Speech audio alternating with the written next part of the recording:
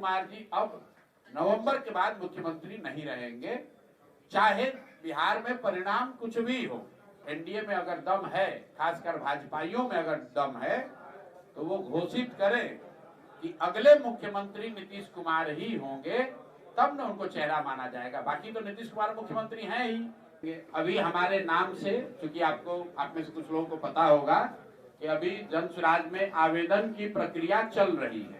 मेरे नाम से किसी ने राघोपुर से आवेदन दिया है, लेकिन अभी ये तय नहीं हुआ है। पार्टी में अगर तय होगा तो लड़ेंगे। नमस्कार, आप लाइव सिटीज देख रहे हैं। मैं हूं आपके साथ काव्या। जनसुराज के संस्थापक प्रशांत किशोर ने बड़ी घोषणा की है। जी हां, आपको बता दें कि उन्होंने कहा है कि अगर बीजेपी वालों में दम है तो मुख्यमंत्री नीतीश कुमार को आगामी जो चुनाव होगा उसके लिए सीएम फेस घोषित करे, और साथ ही शराबबंदी को लेकर भी एक बार फिर से बोलते हुए नजर आए हैं। और उन्होंने कहा है कि अगर उनकी सरकार आती है तो 1 घंटे के अंदर शराबबंदी को हटा दी जाएगी। सबसे पहले आप प्रशांत किशोर को सुने कि वो क्या कुछ कह रहे हैं। एनडीए की ओर से कोई चेहरा डिक्लेयर नहीं हुआ है, ये आप लोग भ्रम मत पालिए और भ्रम फैलाइए मत।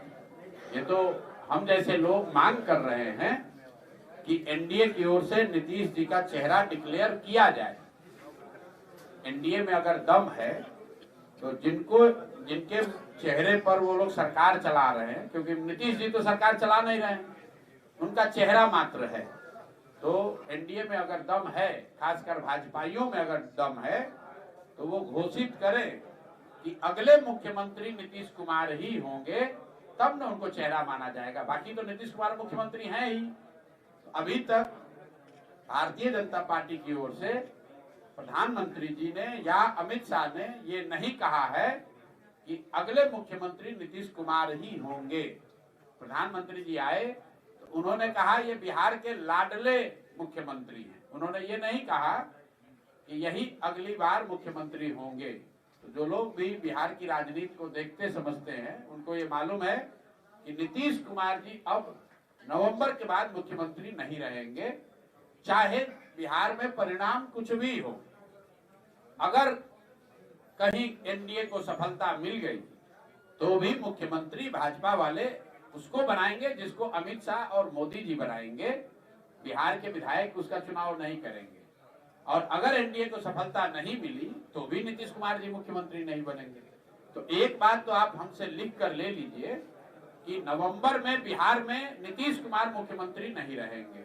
कोई मुख्यमंत्री बने, लेकिन नीतीश बाबू मुख्यमंत्री नहीं रहेंगे।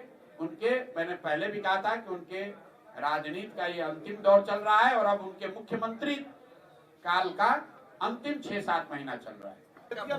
डोमिसाइल का जो मुद्दा है वो मुद्दा यहाँ होना ही नहीं चाहिए। ये नीतीश कुमार की प्रधानमंत्री बनने के फितूर की वजह से मुद्दा है, क्योंकि देश के ज्यादातर राज्यों में ये प्रावधान है कि वहाँ के लोकल विद्यार्थियों को, युवाओं को नौकरियों में वरीयता मिलती है। लेकिन चूंकि नीतीश कुमार जी के दिमाग में पिछले 5-7-10 सालों में अलग अलग समय में प्रधानमंत्री बनने का भूत सवार रहा है, तो इनके दिमाग में ऐसा रहा है कि दूसरे राज्यों के बच्चे अगर आकर बिहार में नौकरी पाएंगे तो उन राज्यों में इनकी ब्रांड वैल्यू बढ़ेगी। यही कारण है कि बिहार का बच्चा बाहर जाकर मजदूरी कर रहा है और गलत डोमिसाइल नीति की वजह से बाहर के लोग आकर बिहार में टीचर बन रहे हैं, नौकरी पा रहे हैं। तो बिल्कुल हम लोग अभी की डोमिसाइल नीति के विरोध में हैं। बिहार के बच्चों, जनसुराज की अगर सरकार बनेगी तो 2/3 सरकारी नौकरी बिहार के बच्चों के लिए रिजर्व की जाएगी, क्योंकि सबसे ज्यादा नौकरी की जरूरत बिहार के बच्चों की है। हम लोग अपने घर की जब चिंता नहीं करेंगे तो हम कर्नाटक के बच्चे को लाकर यहाँ कैसे दे पाएंगे।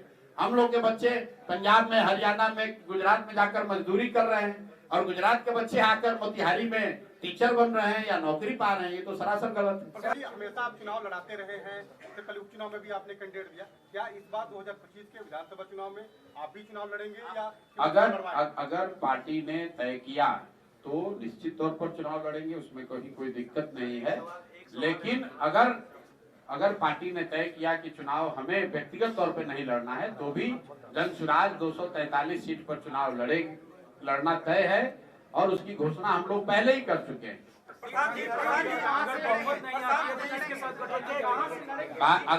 अगर बहुत कहाँ से लड़ेंगे तो भैया जहां से पार्टी तय करेगी वहां से लड़ेंगे। अभी हमारे नाम से, क्योंकि आप में से कुछ लोगों को पता होगा कि अभी जन स्वराज में आवेदन की प्रक्रिया चल रही है। जिसको जिसको चुनाव लड़ना है वो लोग आवेदन दे रहे हैं। तो मेरी ओर से, मेरे नाम से किसी ने राघोपुर से आवेदन दिया है, लेकिन अभी ये तय नहीं हुआ है। पार्टी में अगर तय होगा तो लड़ेंगे। अगर बहुमत नहीं आती है तो क्या किसी के साथ गठबंधन करेंगे? मेरे भाई, जन स्वराज चुनाव से पहले भी नहीं और बाद में भी नहीं, और उसके बाद 2029 में भी नहीं। इसको ध्यान से सुन लीजिए। 2025 में भी 243 लड़ेंगे, और चुनाव के बाद जितना भी सीट आए 2029 में भी 243 ही लड़ेंगे। एक सीट कम नहीं लड़ेंगे। तो गठबंधन का सवाल ही नहीं है, न पहले न बाद में। क्यों नहीं है? जब हम लोग व्यवस्था बदलने की बात कर रहे हैं, जब हम लोग दूसरे पार्टियों से अलग व्यवस्था की बात कर रहे हैं, तो किसी भी लेगेसी पार्टी के साथ अगर हम लोग जाएंगे तो फिर हमारी अपनी बात की क्रेडिबिलिटी। आपने जन स्वराज के संस्थापक प्रशांत किशोर को सुना, जहां एक तरफ वो भाजपाइयों को खुला चैलेंज देते हुए नजर आए हैं और उन्होंने कहा है कि अगर इतना दम है तो मुख्यमंत्री नीतीश कुमार को सीएम फेस घोषित कीजिए। उन लोगों का कहना है कि उनके चेहरे में और उनके नेतृत्व पर जो है चुनाव लड़ा जाएगा, लेकिन ये घोषणा नहीं की जा रही है कि अगला सीएम मुख्यमंत्री नीतीश कुमार ही होंगे। और साथ ही शराबबंदी को लेकर भी कहा है, और इसी के साथ उन्होंने यह भी कहा इस वीडियो में कि किस तरीके से उनके चुनाव लड़ने की बात जो है वो किसी ने उनकी पार्टी में आवेदन दिया है कि प्रशांत किशोर राघोपुर से चुनाव लड़े। हालांकि इस पे भी वो कहते हुए नजर आए हैं कि अभी क्लियर नहीं हुआ है कि मैं चुनाव कहां से लड़ूंगा। तो फिलहाल के लिए इतना ही। साथ ही चैनल को सब्सक्राइब करें, फेसबुक पेज को लाइक करें। वीडियो देखने के लिए आपका धन्यवाद।